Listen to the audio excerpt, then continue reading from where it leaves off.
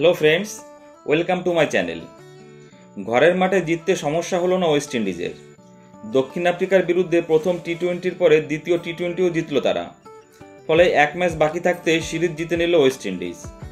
ত্রিনিদাদের মাঠে প্রথম ব্যাট করে 6 উইকেট হারিয়ে 179 রান করে ওয়েস্ট ইন্ডিজ। জবাবে দক্ষিণ আফ্রিকার ইনিংস শেষ হয়ে যায় 149 রানে।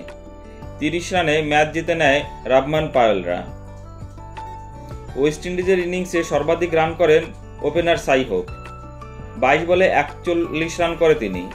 মাঝে একটা সময় উইকেট পড়ায় রানের তোলার গতি কমে যায়, যদিও শেষ দিকে আবার রান তোলার গতি বাড়ায় অধিনায়ক পায়েল ও রাদারফোর্ড।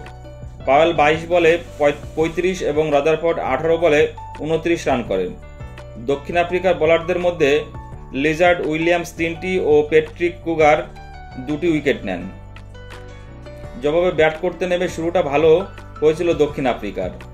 ওপেনিং জুটিতে মাত্র 4.4 ওভারে 63 রান ওঠে। রিজা হেনড্রিক্স 18 বলে 44 রান করেন, কিন্তু তিনি আউট হয়ে যাওয়ার পর নিয়মিত ব্যবধানে উইকেট পড়তে থাকে। মাত্র 20 রানে দক্ষিণ আফ্রিকার শেষ 7টি উইকেট পড়ে। সামার জোসেফ ও শেফার্ড বল খেলতে সমস্যায় পড়ে যায় দক্ষিণ আফ্রিকার ব্যাটাররা।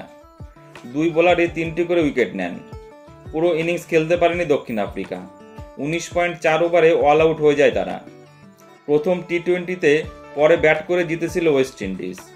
দ্বিতীয় ম্যাচে পরে বল করে জিতল তারা। দেশের মাটিতে টি-20 বিশ্বকাপে সেমিফাইনালে উঠতে পারেনি ওয়েস্ট ইন্ডিজ। অন্যদিকে দক্ষিণ আফ্রিকা ফাইনাল খেলেছিল। সেই দক্ষিণ আফ্রিকার বিরুদ্ধেই এক ম্যাচ বাকি থাকতেই সিরিজ জিতে নিল ওয়েস্ট ইন্ডিজ।